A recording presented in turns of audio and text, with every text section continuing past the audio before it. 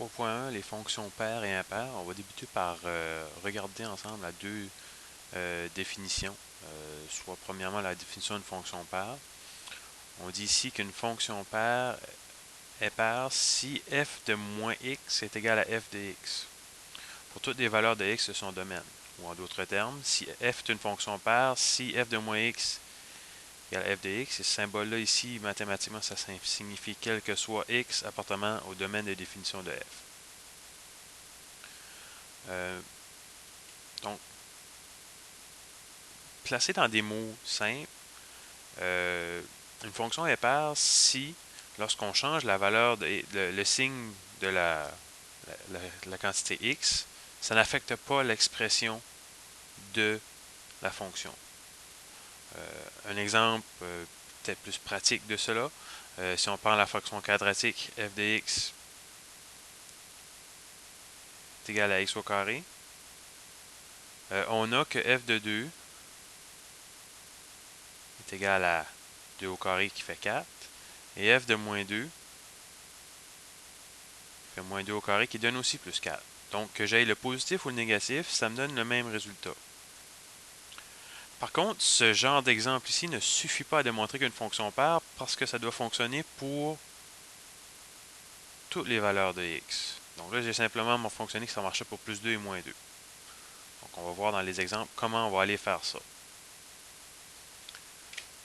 Dans le cas de la fonction impaire, c'est essentiellement la même définition, sauf que changer la valeur, le signe du x, va affecter la valeur de f, le signe de f de x. Donc, si je change le x, ça va changer mon y. Et c'est encore la même chose pour toutes les valeurs de son domaine de définition. Un exemple de fonction impaire, fonction cubique, donc x à la 3. Lorsque je remplace x par 2, 2 à la 3, ça me fait plus 8. Tandis que lorsque je change le signe, moins 2 à la 3, ça me fait moins 8. Donc, en changeant le signe, ça affecte que c'est un signe contraire que je vais obtenir pour la valeur de la fonction, pour la valeur de y, si on préfère. Comment on fait ça pour démontrer que ce soit une fonction paire ou impaire pour toutes les valeurs de son domaine? Mais ce qu'on va faire, on va prendre l'expression de la fonction et on va l'évaluer pour moins x. Donc, par exemple, ici, j'ai f de x est égal à x à la 4 moins x au carré. En faisant f de moins x, dans le fond, je vais remplacer mon x ici par moins x. C'est ce qui va me faire moins x à la 4 moins x au carré.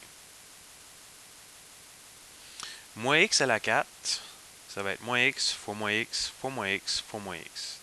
On fait le produit 4 fois, ce qui va nous donner un résultat positif de plus x à la 4, duquel je retranche le produit de moins x fois moins x, donc duquel je retranche x au carré. Mais ceci, c'est l'expression initiale. Donc, je viens de démontrer que quelle que soit la valeur de x que je prends, f de moins x est égal à f de x, parce que j'ai obtenu la même expression. Donc, dans ce cas ici, la fonction sera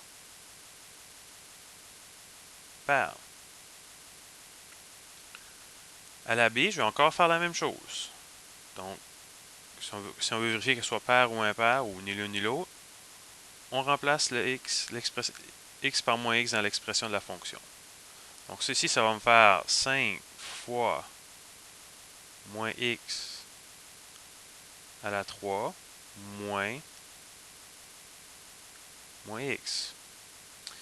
Moins x à la 3, lorsqu'on va faire cette expression-là, ça va être encore négatif, donc ça va me faire moins 5x à la 3.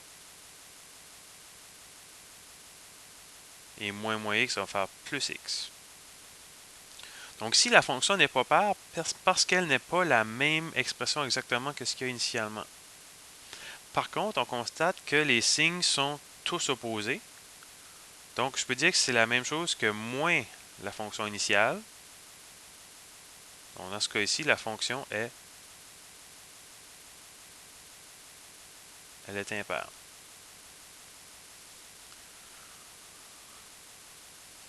troisième essai, on va faire avec h de t. Donc, on va faire la même chose. On va évaluer h de moins t. Ça va me faire moins t à la 3 plus moins t au carré. En simplifiant, moins t à la 3, c'est encore négatif. Moins t à la 2, ça devient positif. Donc, ce n'est pas exactement la même expression. Donc, elle n'est pas paire. Ce n'est pas tous les signes contraires parce qu'ici, j'ai encore un positif entre les deux termes. Donc, elle n'est pas impaire. Donc, on va dire qu'elle est ni l'une ni l'autre.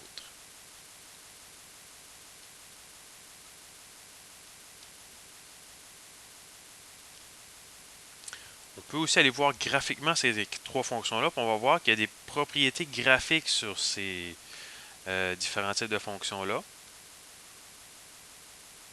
Donc, voici les représentations graphiques. Donc, on avait une fonction paire ici, x à la 4 moins x au carré. On constate qu'il y a une symétrie. Il y a une symétrie par rapport à l'axe des y où la droite x égale à 0. Ce que j'ai à la droite, c'est la même chose que ce que j'ai à la gauche.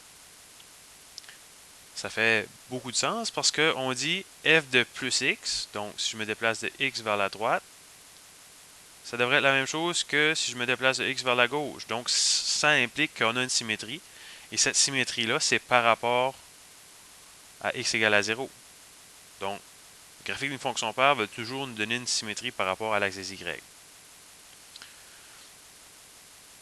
Dans le cas des fonctions impaires, ce que ça nous dit, c'est que f de x est égal à f de moins x égale à moins f de x. Donc, si je me déplace de x unité vers la droite, je vais obtenir quelque chose. Si je me déplace la même chose à la gauche, je vais obtenir la même chose, mais au lieu de descendre dans mon cas, où est-ce que je me rendais, je devrais monter. On a une propriété quand même assez intéressante qui nous dit que si on fait une rotation de ce graphique-là par rapport à l'axe des x de 180 degrés, donc si on le fait tourner d'un demi-tour, on obtient la même chose de l'autre côté. Puis effectivement, on voit que ce que j'avais à droite se superpose avec la portion que j'avais à gauche. Donc, on a une rotation de 180 degrés.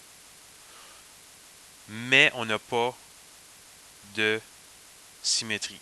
Donc, on n'a pas de symétrie par rapport à l'axe des y.